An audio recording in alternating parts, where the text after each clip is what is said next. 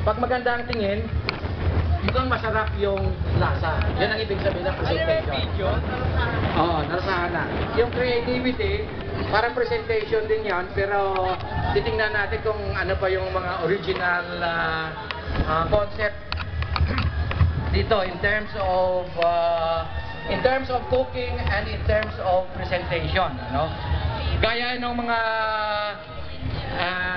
itong malalaking hipon na to na parang ano, yung mga hipon na nakatayo, may hipon na nakatayo, may hipon na nakatuwad eh. May mga hipon na nakatuwad dito eh. Oo. So ano ba